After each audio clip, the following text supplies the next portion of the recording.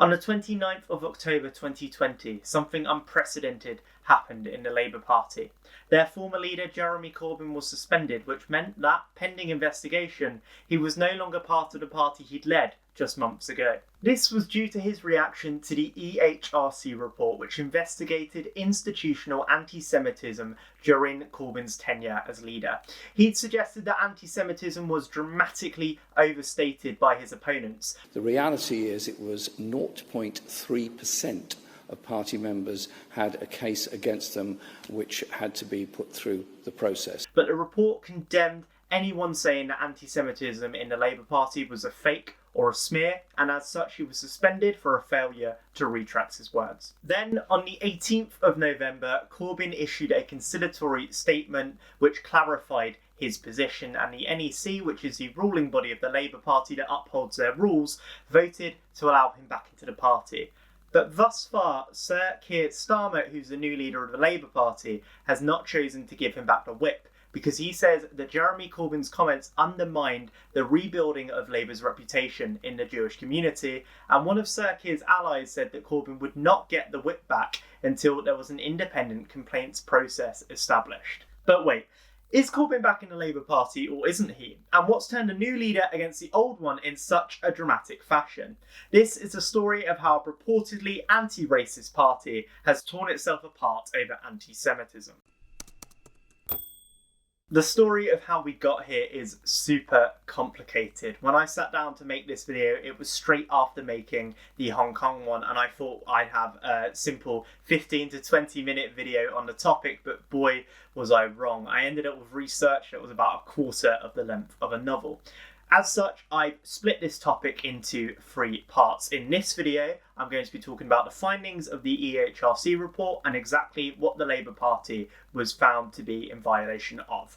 Then, in the second video, I'm going to go through the history of Jeremy Corbyn's leadership, so we can see how an anti-racist campaigner became known as an anti-Semite. And in the third video, I'm going to go through Sir Keir Starmer's reaction to the anti-Semitism crisis and the current Labour civil war. Now, here's a little disclaimer. I've tried to stay as neutral as possible, but I'm not going to argue that anti-Semitism was a political ploy by the centrist wing of the party, because the EHRC report has made it clear that this just isn't true. The Labour Party broke the law. A shameful moment for a political party that for the whole of my lifetime has been dedicated to equality and equal rights, and became the first political party to be obliged under law to take a number of actions to put those things right. I will, however, in the third video, give some voice to concerns that Sir Keir Starmer might be fanning the flames of the current Labour civil war.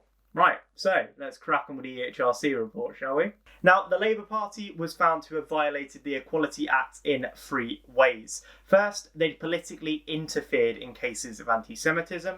Secondly, they hadn't properly trained people who were dealing with anti-Semitism cases. And thirdly, through their agents, such as MPs and councillors, they'd harassed Jewish people by using anti-Semitic tropes and by claiming that anti-Semitism complaints were a smear.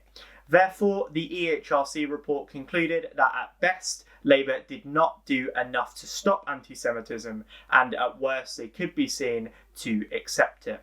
And despite Labour's own internal inquiry 4 years earlier and constant changes to the disciplinary process, things didn't get better under Corbyn's leadership. So let's start with political interference. In the 70 sample files presented to the EHRC, they found 23 examples of political interference. There's been some disagreement about the intentions of this, with people like the left-wing commentator Ash Sakar suggesting it was just a way to speed up a bureaucratic process. However, the EHRC report finds that this was not a legitimate part of Labour's disciplinary approach, and therefore it could be considered indirectly discriminatory and unlawful. Now, I know that sounds really drab, but I promise you it's very important. Regardless of what intentions you ascribe to the interference, the fact is that when a leader involves themselves in a complaints process, it makes it hard to prove the complaints process is fair and that people are being listened to.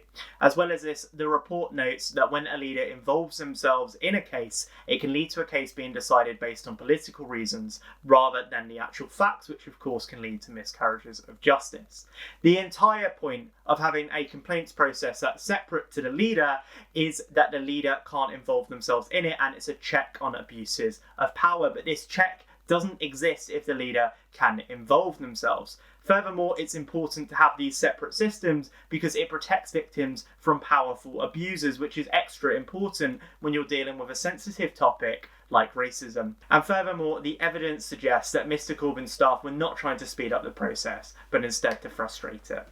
An example of this comes in 2018 when Jeremy Corbyn is called out for supporting an anti-Semitic mural in 2012. The mural depicts some clearly Jewish bankers playing Monopoly on the backs of workers, and the artist, Mir One, posted a status saying, "Tomorrow they're going to buff my mural," and Jeremy Corbyn responded, "Why? You're in good company." The Jewish Labour MP Luciana Berger called Corbyn out on this, and Corbyn apologised for not having studied the mural more closely, implying that even though he agreed that bankers were playing games with the lives of the poor, that perhaps he hadn't realised that there was anti-Semitic imagery behind the mural. But nonetheless, when we live in a democratic society and you're the leader of a party, this needs to be investigated. His staff immediately interfered with the case, saying this seems to fall far below the pale of what can be considered unacceptable, and if so, surely we can take the decision to dismiss the case now. Now, the EHRC report tells us that a lot of this interference was done because of likely press rather than any criteria, and I do understand that when you're a politician, you live and die by your reputation in the press, but if we're being honest, when you interfere with cases like this, you're very unlikely to get due process. And yet the Labour Party themselves admit that they were involved in the handling of certain politically sensitive cases. One such case was Ken Livingstone, the former Mayor of London and a chief ally to Jeremy Corbyn. I'll go into what he says in a bit more detail in the next video, but I'm just going to go into what the EHRC report says about his case. In July 2016, the Labour Party wrote to Ken Livingstone to confirm that suspension had been implemented after conversations between the leader of the opposition and his staff. What's more, there were emails back and forth between staffers saying, "We've let the case drag on for far too long. If Glue," which is the legal team in Labour, "find out that we've been holding it off and they leak it to the press, it's going to look beyond awful." This is substantial proof that the Labour Party was overstepping checks and balances and deciding anti-Semitism cases. There's some evidence that Corbyn was aligned with the director of Glue, and witnesses say he acted as a gatekeeper who liaised with the leader of the opposition staff to decide on some of the anti-Semitism cases. Contrary to what the party said, he was not there in merely an advisory role, but was actually there to make decisions, and under him, Glue sought the permission of the leader of the opposition to interview Ken Livingstone. This is all on pages 44 to 54 of the report if you want to read it for yourself. This is why Labour is now looking to set up an independent disciplinary process. Now, for the sake of fairness, I'm going to point out that technically Sir Keir Starmer did defy the NEC by not giving the whip back to Jeremy Corbyn, but I think you'd be hard-pressed to argue that the disciplinary process was fair and apolitical in the first place. Well, this was a decision of Labour Party members through the National Executive Committee, and it suggests to me that at least those members simply have not changed. New members have now been elected to that committee, and I hope the new members will follow the new leader, Keir Starmer. But you think there's still problems within the NEC? Sorry, there clearly are big problems. On the 12th of April 2020, Labour released their own report in anticipation of the EHRC one. This one found there was no clear evidence that anti-Semitism complaints were handled any differently to complaints of any other kind, and instead it blamed a lack of robust training processes, a lack of disciplinary processes, education, line management and things like that. But I want to point out two things to counter that. The first is that the 2016 Chakrabarti report had already pointed out these problems. problems, which means that Labour had 4 years to act on them and did absolutely nothing. Well, the recommendations simply weren't implemented, and as the report itself says, the problem was the leadership. The second is that while it seems like a wishy-washy, complicated thing to implement a new training process, they already had the perfect example for other forms of complaint. The EHRC report states that Labour already has a comprehensive training scheme in place for sexual harassment complaints, and that their unwillingness or inability to just copy this and implement it for anti-Semitism complaints proved to be indirectly discriminatory towards Jewish Labour Party members. When the party did eventually have some sort of training in place in September 2019, its focus was academic rather than practical, and it wasn't actually attended by everyone who needed to attend it who were dealing with anti-Semitism complaints. And what's more, they didn't even monitor people's engagement with the training, which is like if someone gave you a parking ticket and just took it at your word that you were going to pay it. The Labour Party website has a dedicated section to sexual harassment, including guidance on what sexual harassment actually is, access to an independent advice and support service, and a dedicated portal for making complaints. By contrast, anti-Semitism doesn't have any of these resources, despite the party's stated commitment to zero tolerance. The Advice Centre is the Rape and Sexual Abuse Support Centre, which takes a personal issue outside of the party and makes it non-political. And the EHRC basically even says this, saying that even though there was some political interference in sexual harassment cases, it was nowhere near to the extent of anti-Semitism ones. So why didn't Labour just copy this and implement it elsewhere? Well, I don't know. I honestly don't know, but I can't see how this is anything other than an utter failure to deal with anti-Semitism. Veering from the topic slightly, there was also a consistent problem with consistency. The Chakrabarti report had said that it was good practice to record the identity of the complainant so that you could facilitate sensitive, genuine communication and aftercare. And that it was a good idea to update the complainant on the process of their complaint. However, after 4 years of trying to implement this, the Labour Party's approach was still inconsistent and inadequate. Just take this example from Luciana Berger. I found myself on the front page of The Times in October 2018 because it came to light that the Labour Party was in fact aware of a physical threat made against me by a Labour Party member, and for 6 months didn't inform either myself or the police.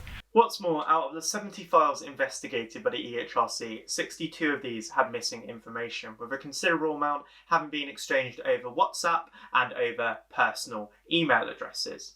For example, the General Secretary at the time stopped using her party email address for fear that enemies in the party had access to it. I do understand the fear that something like this would cause, but you have to understand that when you're dealing with agents of the Labour Party being anti-Semitic and the only people who have access to that information are your allies in the party, you'd be forgiven for, and in this case right for, thinking that's not going to lead to proper justice. So that's the first two findings of the report: the political interference and the poor training and the poor record keeping in anti-Semitism complaints. I'm now going to go on to the harassment faced by Jewish people from Labour Party agents. There are countless stories of anti-Semitic harassment being carried out by members and activists of the Labour Party, but the EHRC report only mentions 2 of these in great detail. Those being from the former Mayor of London, Ken Livingstone, and from the local councillor, Pam Bromley. The reason that they don't mention the other ones is just because they were either ordinary members of the Labour Party, e.g. not agents, or their actions were borderline, so they weren't actually clear whether it overruled their freedom of speech or not, but I will go into the other ones in the next video. So this is an important point before we continue. Freedom of speech and hate speech are very, very hot button topics, but I'm just going to give you the brief definition from the European Court of Human Rights because that's the working definition in Britain at the moment.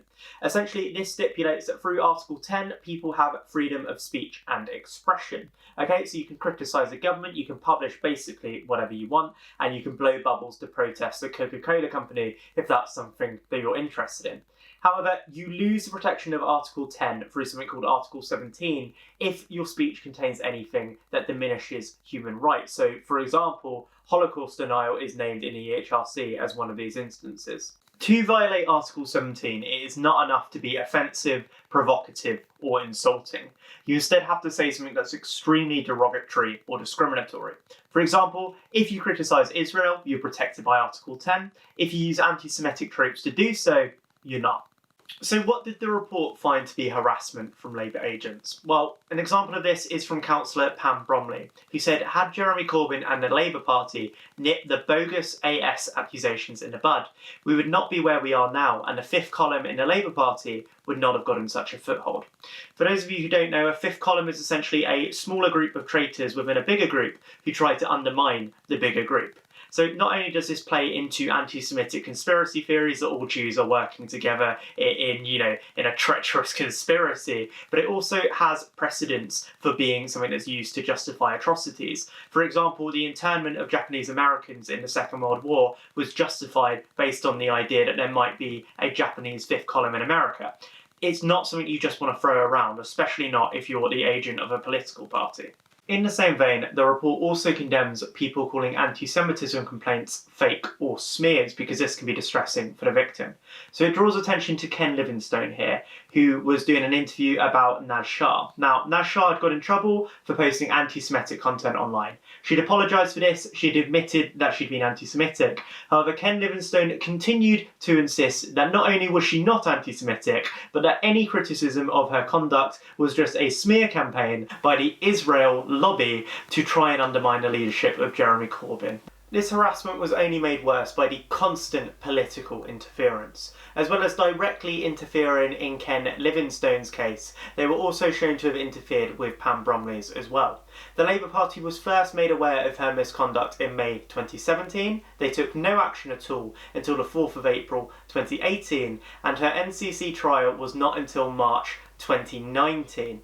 And what's more, the report suggests that they only took action in the first place because a day before, the Times had released an article exposing all of Pam Bromley's anti-Semitic Facebook statuses. There were also serious problems in how social media content was dealt with. In March 2017, the NEC said that likes and reposts on social media alone are not enough for disciplinary action. However, the report says that if a Labour Party member posts something anti-Semitic online, then it may well be the legal responsibility of the Labour Party. They also said that if an agent of the Labour Party posts something anti-Semitic, it's no good for the party to go, oh well, we didn't give them permission to post anything discriminatory. So I don't think the policy about this has changed yet, but Sir Keir Starmer recently fired his Education Secretary for reposting anti-Semitic content, so at least he has set a precedent that this won't be allowed from now on. Has the Labour Party gotten better at dealing with anti-Semitism complaints? I would say so. In the 2020 leadership election, all three of the leadership candidates had signed up to the Board of Deputies pledge that now anti-Semitism complaints would be dealt with in a fixed timescale. And since the 21st of May 2020, they've been holding weekly panels to deal with disputes. Since then, they've resolved 218 disputes, the vast majority of these involving anti-Semitism, and over a third of them have resulted in expulsions. Sir Keir has clearly put his money where his mouth is in regards to resolving anti-Semitism disputes. Some would argue it's perhaps been a little bit too zealous, but I'll discuss that in a third video. So, in conclusion, I'm quite concerned that a lot of people are, defending Jeremy Corbyn and disputing the results of the EHRC report. I just don't understand how if you're a qualified and dedicated anti-racist like most socialists are, that you wouldn't criticise Corbyn for taking, not only actions that you'd criticise if the Tories or any other party did them, but in also dismissing the people who did them in such a Trumpian post-truth manner. So I just want to say to you that even if you want to pursue a socialist agenda economically, that's your right, that is your sacred duty in a democracy. You should be able to do that.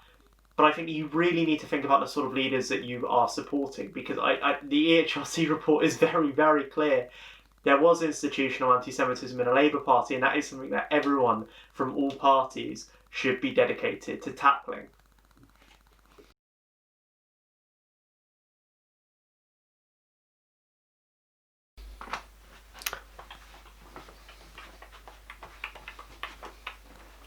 The lights are gone because it's the end of the video. This is sleepy time for the video. It's the end. Thank you for watching. That was very nice of you. So thank you. If you want to find out more about politics and history, you should hit subscribe and ring the bell. And you may be asking to that, why though? And I say, listen here, don't get smart with me. I'm very strong. I'm a very strong man.